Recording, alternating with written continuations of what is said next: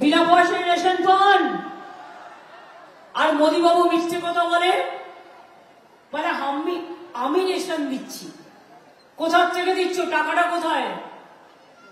আমি চ্যালেঞ্জ করে দাঁড়িয়ে বলে গেলাম, যখন মানুষের কাছে বলছি, চ্যালেঞ্জ করে বলছি, ওই লুকিয়ে চুরিয়ে বিজ্ঞাপন দিয়ে অসত্যামাহত ইতি গজ প্রকাশকের নাম নেই, প্রচারকের নাম নেই, পার্টি অফিস দিয়ে ছেড়ে দিয়েছে, যার কোনো মূল্য নেই।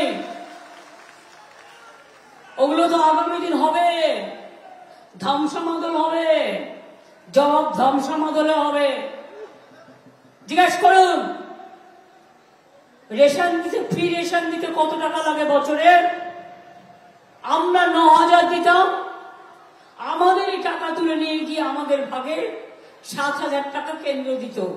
মোট কত হলো? 16,000 কোটি টাকা। এই 2 বছর ধরে কেন্দ্র 1 পয়সা দেয়নি। তার মানে 2 বছরের 9,000 কোটি 18,000 কোটি টাকা আমরা দিয়েছি, প্লাস আরো 12,000 কোটি টাকা আমরা দিয়েছি। অর্থাৎ সম্পূর্ণ রেশন বিনা পয়সায় আমরা দেব এবং আমরা দিয়ে যাব। কোর্টে নাকি কেস করেছে, বাড়ি বাড়ি রেশন দেওয়া যাবে না। কেন? তোমার তো রাগ কেন? বা তুমিও তো হিংসুটে কেন? ছেলে মেয়েরা চাকরি করলে চাকরি খেয়ে নাও।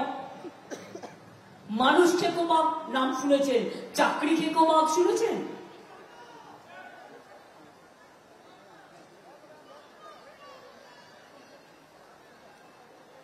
যা তা করে বেড়াচ্ছে। আর এবার আসলে বাই চান্স যদি আসে, আসতে দেবেন না, সর্বনাশ করে দেবে। কেউ বাড়িতে থাকতে পারবেন না। এনআরসি আপনাকে দূর করে দেবে, জেলে রেখে দেবে, সবার জন্য জেল বানিয়ে, যেটা আসামে করেছে। আমার আদিবাসী ভাই বোনেরা এটা বুঝতে পেরেছে, আমি কৃতজ্ঞ তাদের কাছে। আপনারা জানেন সিএএ করেছে, আপনি যেই অ্যাপ্লিকেশন দেবেন আপনি বিদেশি হয়ে গেলেন। আর একটা আইন নিয়ে এসছে, uniform civil code. Indian penal code উঠে গেছে, কি যে করেছে ভগবান জানে। ইউনিফর্ম সিভিল কোড মানে কারো কোনো অস্তিত্ব থাকবে না, ভূমিজুরও থাকবে না, আমারও থাকবে না, বাউরিরও থাকবে না, বাগদিরও থাকবে না, হিন্দুরও থাকবে না, মুসলমানেরও থাকবে না, জয় জোহারেরও থাকবে না, ট্রাইবেলদেরও থাকবে না। এটা মাথায় রেখে দেবেন।